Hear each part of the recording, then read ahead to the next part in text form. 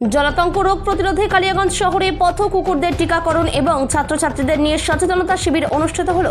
বৃহস্পতিবার ব্লক প্রাণী সম্পদ বিকাশ দপ্তরের উদ্যোগে কালিয়াগঞ্জ শহর জুড়ে পথ কুকুরদের টিকাকরণ কর্মসূচি শুরু হয়।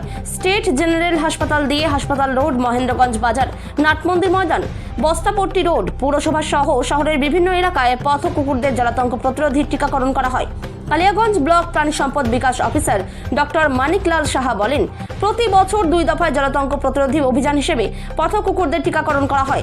এদিন কালিয়াগঞ্জ শহর জুড়ে শতাধিক পথ কুকুরদের টিকাকরণ শিবির করা হয়। কালিয়াগঞ্জ থেকে অনুপ জয়সওয়ালের রিপোর্ট, বিগ নিউজ বাংলা।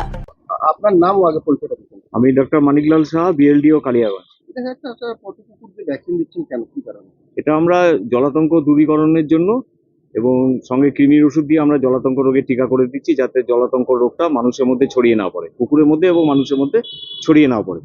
ঠিক আছে, প্রতি বছর আমরা এই প্রোগ্রামটা করে থাকি। আজকে সকাল থেকে শুরু করে কালিয়াগঞ্জে মোটামুটি 8-9টা প্লটে করে নিয়ে আমরা লাস্টে মিউনিসিপ্যালিটি এলাম। এরপরে আরও প্রোগ্রাম আছে বিবেকানন্দ মোড়, সুকান্ত মোড় এবং থানা কালীবাড়ি। এগুলি পশু কুকুরদের দেওয়া হচ্ছে না বাড়ির বাড়ির কুকুর যদি নিয়ে আসে রাস্তার পাশে আমাদের প্রোগ্রামের কাছে, তাহলে আমরা সেগুলোকেও করে দিচ্ছি। মেইনলি আমরা রাস্তার কুকুর বিড়ালের প্রোগ্রাম নিয়ে চলছি আর কতটা আগে দেখবে কতটা? আমাদের 130-40 মতো গতবার হয়েছিল, এবারও আমাদের 70-80টা হয়ে গেল প্রায়, মোটামুটি 120-30 হয়ে যাবে। কয়দিন ধরে চলবে মানে? এটা একদিনই আমরা বছরে একবার করে থাকি, আর তাছাড়া সারা বছরই আমাদের অফিসে টিকা দেওয়া হয়। ঠিক আছে।